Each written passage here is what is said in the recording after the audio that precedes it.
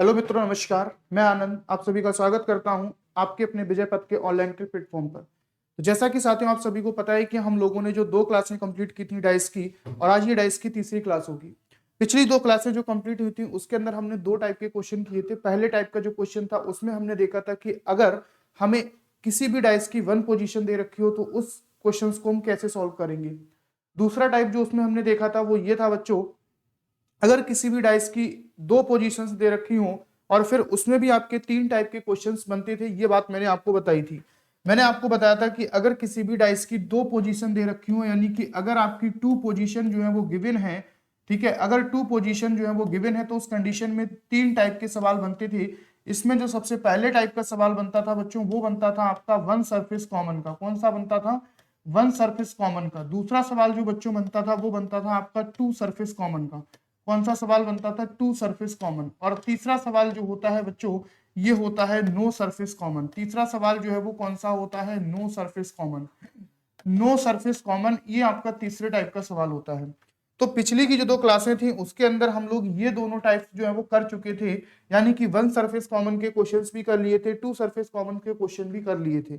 आज हम बात करेंगे कि बच्चों जब कोई भी सरफेस कॉमन ना हो तब हम क्वेश्चंस को कैसे सॉल्व करेंगे। और इसके बाद में आज की ही क्लास में हम लोग करेंगे कि जब किसी भी डाइस की 2 से अधिक पोजीशंस दे रखी हो, यानी कि मोर देन 2 फिगर दे रखा हो, तो उस कंडीशन में हम क्वेश्चंस को कैसे सॉल्व करते हैं।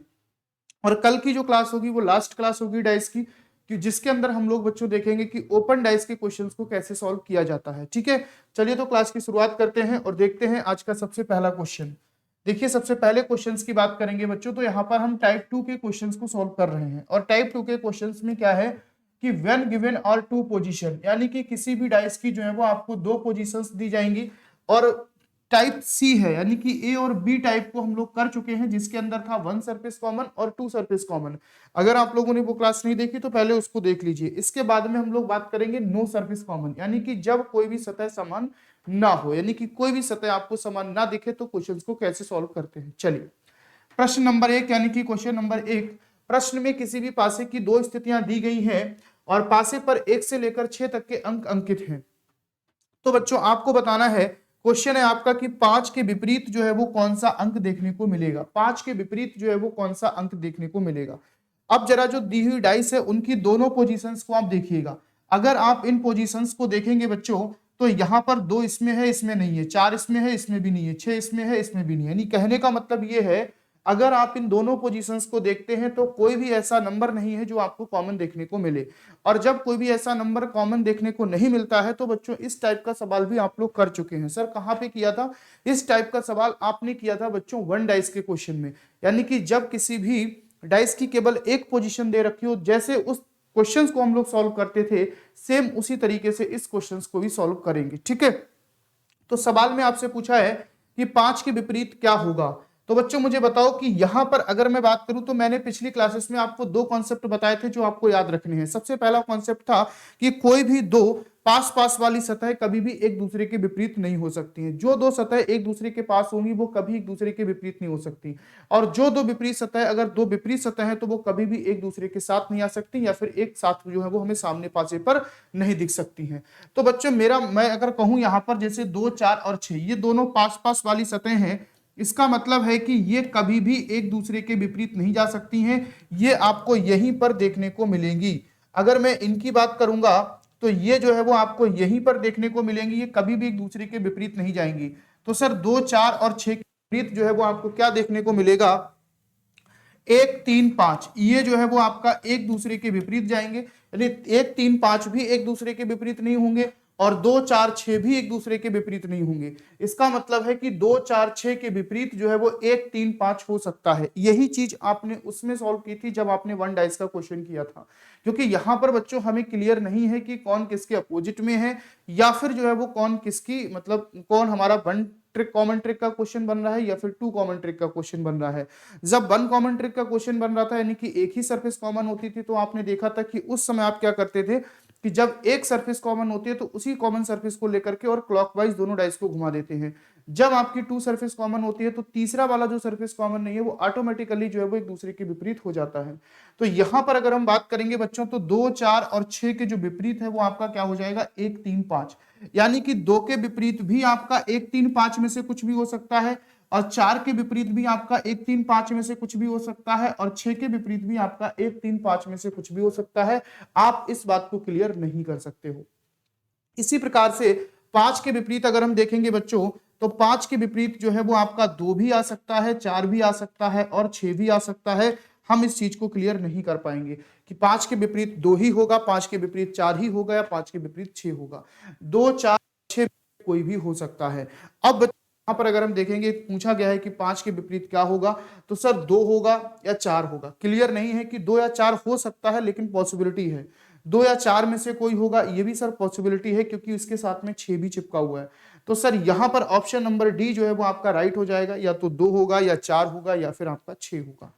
यहां पर हम ऑप्शंस को उसी तरीके से लगाते हैं। जब आप पहली क्लास को देखेंगे तो मैंने आपको बताया था कि जब आपका कोई भी सतह समान नहीं होती है या फिर वन डाइस का क्वेश्चन बनता है, तो टोटल 8 प्रकार के ऑप्शन बन सकते हैं।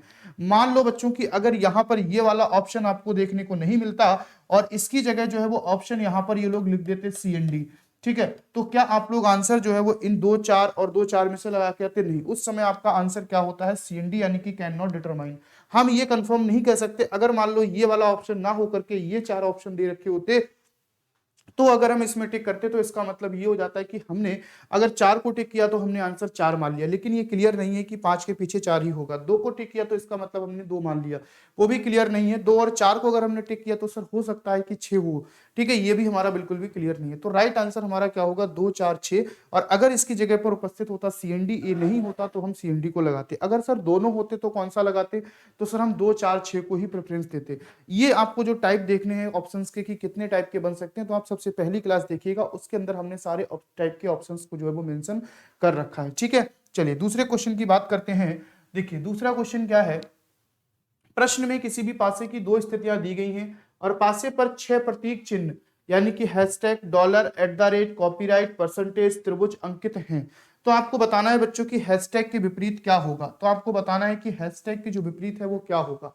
अब बच्चों मुझे बताइए कि इस पासे पर जो 3 पास पास वाली सतहें हैं, क्या कभी एक दूसरे के विपरीत हो सकती है? नहीं। हैशटैग के साथ में हमेशा क्या रहेगा? डॉलर, और डॉलर @ भी इनके साथ में रहेगा। ये तीनों जो है वो कभी भी एक दूसरे के विपरीत नहीं जा सकते। ये तीनों जब कभी भी एक दूसरे के विपरीत नहीं जा सकते, उसी प्रकार से कॉपीराइट और परसेंटेज और डॉलर, ये भी आपके कभी भी एक दूसरे के विपरीत नहीं जा सकते। तो कहने का मतलब है कि सर ये दोनों जो है वो एक दूसरे के विपरीत हो जाएंगे। यानी हैशटैग के विपरीत जो है वो आपका कॉपीराइट भी हो सकता है, परसेंटेज भी हो सकता है और त्रिभुज भी हो सकता है। डॉलर के विपरीत आपका कॉपीराइट भी हो सकता है, परसेंटेज भी हो सकता है और आपका त्रिभुज भी हो सकता है। @ के विपरीत जो है वो कॉपीराइट भी हो सकता है, परसेंटेज भी हो सकता है और आपका त्रिभुज भी हो सकता है। सर हमसे पूछा क्या गया है कि हैशटैग के विपरीत क्या होगा। तो हैशटैग के विपरीत जो है वो सर कॉपीराइट भी हो सकता है और परसेंटेज भी हो सकता है और आपका त्रिभुज भी हो सकता है। तो हमारा आंसर जो आपको तीनों दिखेगा वही आंसर हो जाएगा। सर ये कॉपी सी लिखा हुआ है, इसका मतलब है कॉपीराइट, ठीक है। तो ऑप्शन नंबर सी जो है वो हमारा राइट आंसर हो जाएगा कि सर त्रिभुज भी हो सकता है, कॉपीराइट भी हो सकता है और आपका परसेंटेज भी हो सकता है। अगर बाय द वे ये वाला ऑप्शन उपलब्ध नहीं होता, तब हम आंसर किसको टिक करते बच्चों? CND को आंसर टिक करते। किसको टिक करते? CND को आंसर टिक करते। आगे अगर हम बात करेंगे तीसरे क्वेश्चन की, अब इसमें थोड़ा सा चेंज है। इसको देखेंगे कि इसमें हम आंसर्स को जो है वो क्लियर बिल्कुल दे पाएंगे। देखना कैसे। पहले हम इसको अपने तरीके से करेंगे। किसी भी पासे की 2 स्थितियां दी गई हैं। पासे पर 1 से 6 तक अंक अंकित हैं। यदि 3 के विपरीत 4 है तो 1 के विपरीत क्या होगा? ठीक है। तो सबसे पहले मुझे बताओ कि पासे में अगर हम कोई कॉमन देखना चाहेंगे तो कोई भी आपकी पोजीशन या फिर कोई भी नंबर जो है वो आपका कॉमन नहीं है। इसका मतलब है कि 1 2 और 3 ये कभी भी एक दूसरे के विपरीत नहीं जा सकते। 1 2 3 हमेशा जो है वो एक दूसरे के साथ देखने को मिलेंगे। उसी प्रकार से 4 5 और 6 ये भी कभी एक दूसरे के विपरीत नहीं जा सकते। ये भी हमेशा हमें एक दूसरे के पास में देखने को मिलेंगे। इसका मतलब है कि ये जो है वो एक दूसरे के विपरीत आपको देखने को मिलेंगे। यहां पर अगर हम देखेंगे बच्चों तो 1 के विपरीत जो है वो आपका 4 5 और 6 में से कोई भी नंबर आ सकता है। 1 के विपरीत जो है वो 4 5 और 6 में से कोई भी एक नंबर आ सकता है। ठीक है। 1 के विपरीत जो है, अगर मैं मतलब ये लाइन अगर ना लिखी होती इस क्वेश्चन में, ये वाली लाइन जो है वो बच्चों अगर ना लिखी होती इस क्वेश्चन के अंदर, इतना सा मैटर की अगर हम बात, ये जो इन्होंने यहाँ पे लिखा है ना, अगर ये नहीं होता तो हमारा आंसर क्या होता, हमारा आंसर होता कि 1 के विपरीत जो है वो आपका क्या होगा, 4, 5 या 6 में से कोई भी एक नंबर देखने को मिलेगा। लेकिन इन्होंने कह दिया है कि 3 के विपरीत 4 है, यानी ये बिल्कुल एग्जैक्ट है, ये बिल्कुल क्या है, एग्जैक्ट है। यानी 3 के विपरीत 4 है, तो सर इसका मतलब हो गया है कि 1 और 2 के विपरीत जो है वो आपका 4, 5 या 6 में से कुछ भी हो सकता है। तो सर हम कहेंगे कि 1 के विपरीत 5 या 6 में से कुछ भी हो सकता है। 1 के विपरीत जो है वो 5 या 6 में से कुछ भी हो सकता है। और उठा के हम लोग आंसर किसको लगा देंगे, ऑप्शन नंबर सी। आंसर जो है वो ऑप्शन नंबर सी को लगा देंगे, लेकिन ये भी आपका गलत हो जाएगा। बेसिकली 5 और 6 में से तो एक होगा, लेकिन यहां पर बच्चों एग्जैक्ट आंसर भी हम लोग निकाल सकते हैं। यहां पर हम लोग एग्जैक्ट आंसर भी निकाल सकते हैं कि सर 1 के विपरीत 5 होगा या फिर 6 होगा। अगर ये लाइन नहीं होती तो आंसर हमारा 4, 5, 6 में से कुछ भी हो सकता है। अगर इसको ऐड किया है तो आंसर 5 और 6 में से कुछ भी हो सकता है। लेकिन जरा इस पूरे प्रोसीजर को अगर हम समझेंगे तो देखो बच्चों, जब अगर आपका वन कॉमन ट्रिक का क्वेश्चन होता है, यानी कि इन दोनों में से अगर कोई भी एक नंबर कॉमन होता है, जैसे कि मान लो यहां पर नंबर अगर 4 होता, तो जब 4 नंबर होता तो हम लोग करते क्या है कि जो कॉमन नंबर होता है उस कॉमन नंबर को उठा करके और दोनों को जो है वो क्या कर देते हैं, क्लॉकवाइज घुमा देते हैं। जब कॉमन नंबर होता है तो उस कंडीशन में दोनों को क्लॉकवाइज जो है वो घुमा देते हैं, हमारा आंसर आ जाता है। लेकिन अब हमें क्या देखना है, यहां पर हम देखेंगे बच्चों, यहां पर कोई भी कॉमन नहीं है, लेकिन ये बोला गया है कि 3 के विपरीत जो है वो क्या है, 4। कॉमन तो कुछ भी नहीं है, लेकिन ये बोला गया है कि 3 के विपरीत जो है वो क्या है, 4। यानी इसके पीछे वाली फलक पे 4 होगा और इसके इधर वाली फलक पे क्या होगा, 3। 3 के विपरीत जो है वो क्या है, 4। अगर बच्चों आपको कोई भी सरफेस कॉमन ना मिले, अगर कोई भी सरफेस कॉमन ना मिले, लेकिन उसमें एक नंबर दूसरे नंबर के अगर विपरीत है, तब भी आप लोग जो है वो एग्जैक्ट आंसर निकाल सकते हो। कैसे निकाल सकते हो ये चीज मैं आपको बताऊंगा। अगर ये दोनों सरफेस कॉमन होती तो उस कंडीशन में तो हम दोनों को क्लॉकवाइज रोटेट करते, आंसर हमारा निकल के आ जाता। लेकिन अगर कॉमन नहीं है बच्चों, तो आपको पता है कि आप लोग ऐसे ही तो हम लोग लिखते हैं, जो इसके अब नीचे होता है वही तो दूसरे के अपोजिट है।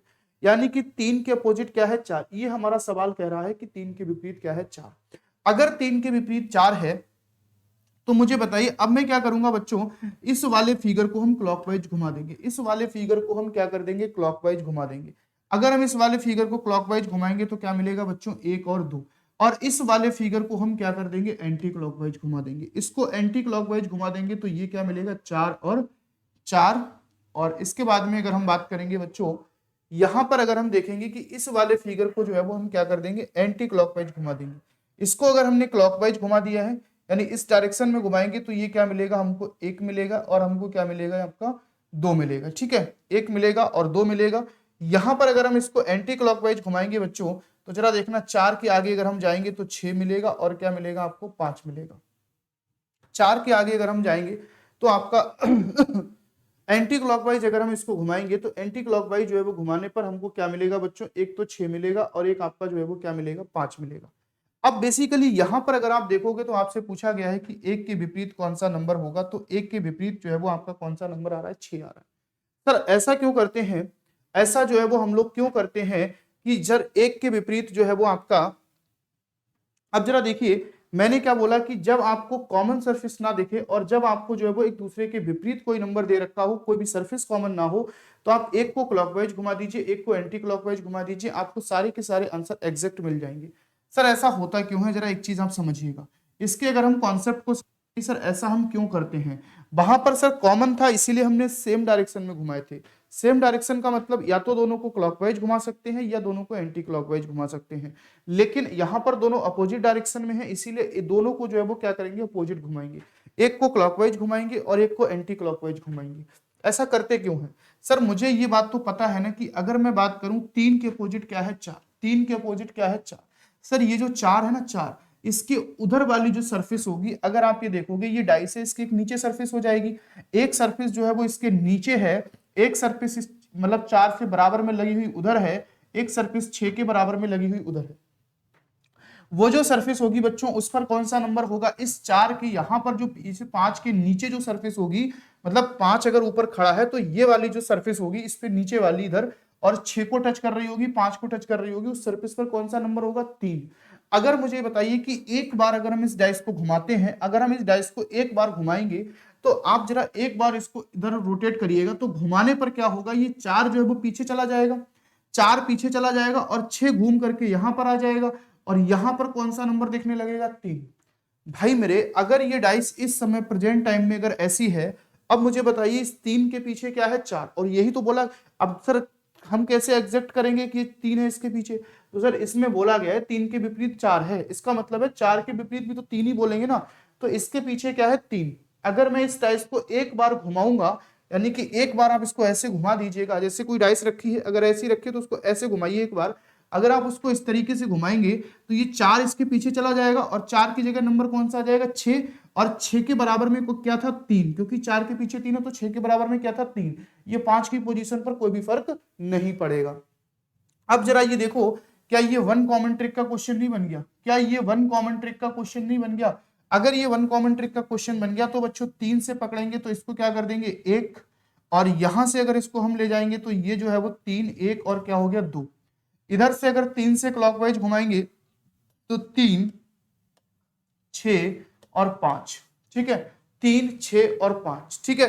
अब 3 के विपरीत क्या हो गया, अपने आप से देखो नंबर डबल नहीं हो सकता, ये क्या हो जाएगा, 4।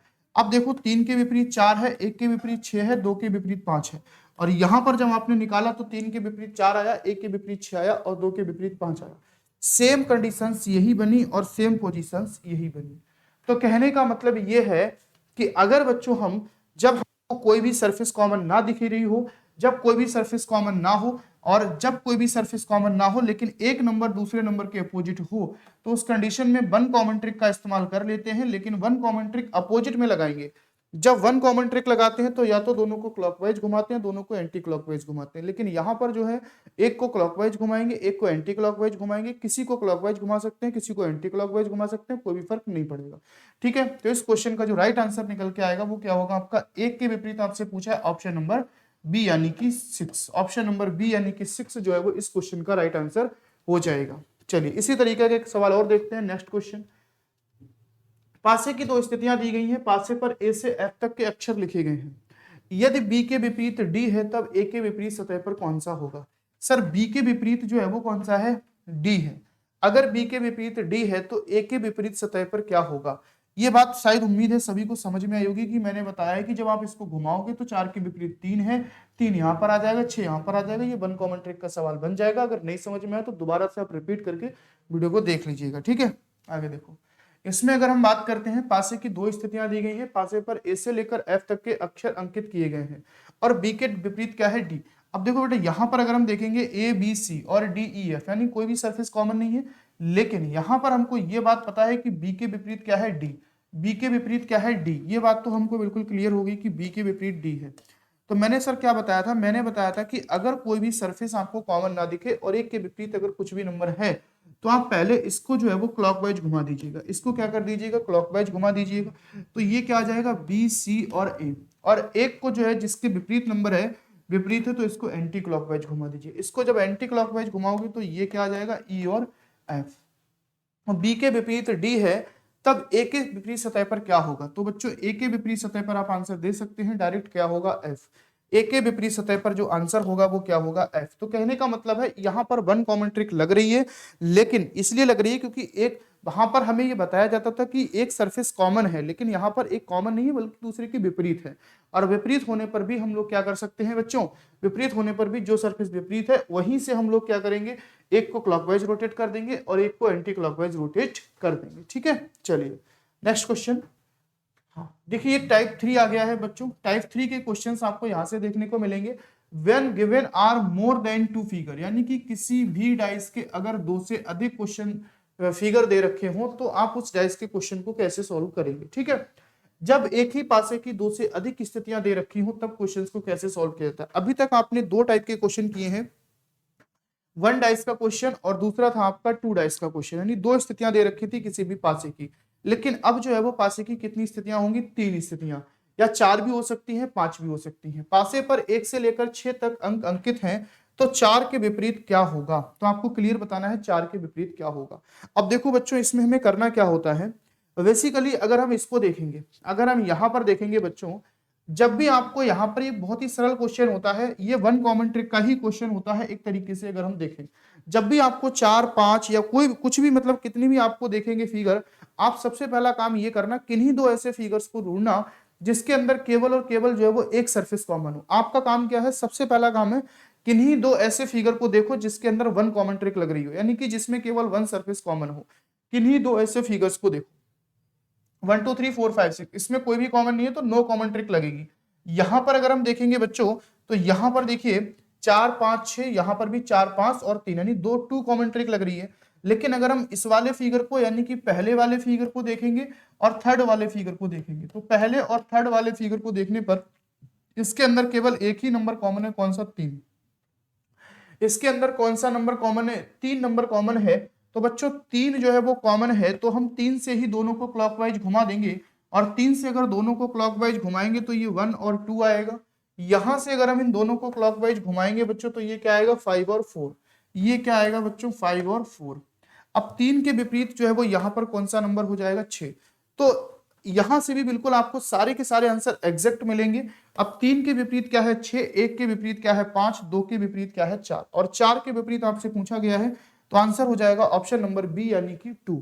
तो कहने का मतलब यह है कि जब भी आपको कभी भी एक से अधिक फिगर, दो से अधिक फिगर दिखे, जहां पर आपको 3 दिखे, 4 दिखे, 5 दिखे, कितने भी फिगर दिखे, सबसे पहला काम ये करना कि किन्हीं दो ऐसे फिगर्स को देख लेना जिसके अंदर वन कॉमन ट्रिक लग रही हो। कोई बच्चा कहेगा कि नहीं सर हम तो वन कॉमन ट्रिक से क्वेश्चन को सॉल्व नहीं करेंगे, हम तो इस वाली तरीके से क्वेश्चन को सॉल्व करेंगे। तो देखो जरा बेटा, यहाँ पर 4 के विपरीत क्या है, 5। ये दोनों अगर मैंने देखे तो ये आपने टू कॉमन ट्रिक से क्वेश्चन किया था। आपने क्वेश्चन किया था कि जब दो सरफेस कॉमन होती है तो तीसरा वाला ऑटोमेटिक जो है वो एक दूसरे के अपोजिट हो जाता है।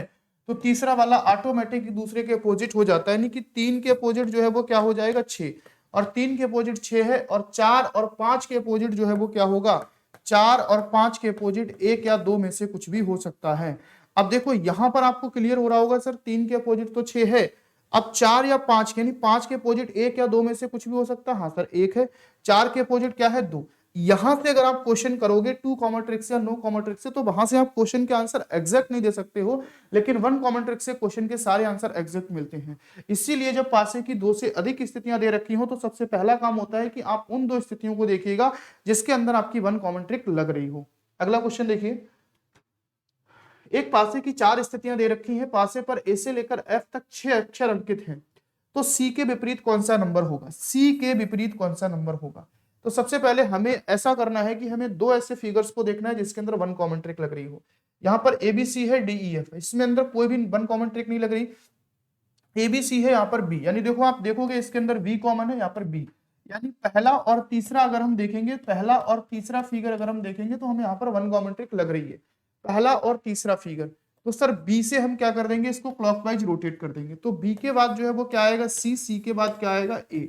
यहां पर अगर हम देखेंगे तो बी से अगर हम इसको क्लॉकवाइज रोटेट कर देंगे, तो बी से इसको क्लॉकवाइज अगर हम रोटेट करेंगे बच्चों तो क्या आएगा आपका, बी से क्लॉकवाइज रोटेट करने पर ये मिलेगा आपका ई और डी, ई और डी। बी से क्लॉकवाइज रोटेट करने पर बच्चों क्या मिलेगा, ई और डी, ठीक है। अब यहां पर एक नंबर बचा है केवल, कौन सा, एफ, तो बी के अपोजिट जो है वो कौन सा हो जाएगा, एफ। तो आपसे पूछा गया है कि सी के अपोजिट कौन सा नंबर होगा, तो सी के अपोजिट जो है वो कौन सा नंबर हो जाएगा आपका, ई। तो सी के अपोजिट जो है वो कौन सा नंबर होगा आपका, सी जो है वो आपका, ई जो है वो सी के अपोजिट आपका हो जाएगा। तो अब यहां पर देखिए, अगर जब आपने पहले और तीसरे से सॉल्व किया तो ये आंसर आया। आप कहेंगे कि सर हम पहले और तीसरे से सॉल्व नहीं करेंगे, हम दूसरे और चौथे से सॉल्व करना चाहेंगे। आप दूसरे और चौथे से भी सॉल्व कर सकते हैं, नो प्रॉब्लम।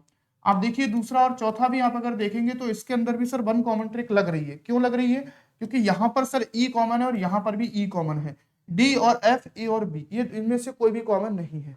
अगर हम देखेंगे ई को अगर हम यहाँ से क्लॉकवाइज रोटेट करेंगे तो ई के बाद हमको क्या मिलेगा, ई के बाद में हमको एफ मिलेगा, और एफ के बाद में हमको क्या मिलेगा, डी। यहां पर अगर हम ई से रोटेट करेंगे बच्चों तो ई से रोटेट करने पर क्या मिलेगा, बी और ए। ई से रोटेट करने पर क्या मिलेगा बच्चों, बी और ए, ठीक है। अब अगर आप देखेंगे यहां पर, अगर आप यहां पर देखेंगे तो एक नंबर बचा हुआ है, कौन सा आपका, एक नंबर जो है वो आपका कौन सा बचा हुआ है, एक नंबर आपका बचा हुआ है सी। आप यहां से भी देखिएगा ई के अपोजिट क्या है, सी, यहां भी क्या है, ई के अपोजिट सी, एफ के अपोजिट क्या है, बी, यहां भी एफ के अपोजिट क्या है, बी, यहां भी बच्चों एफ के अपोजिट क्या है, बी, और यहां पर अगर आप देखेंगे तो ए के अपोजिट क्या है, डी, यहां भी ए के अपोजिट डी। कहने का अर्थ यह है, आप किन्हीं भी दो ऐसे फिगर्स को देख लीजिएगा जिसके अंदर वन कॉमन ट्रिक लग रही हो।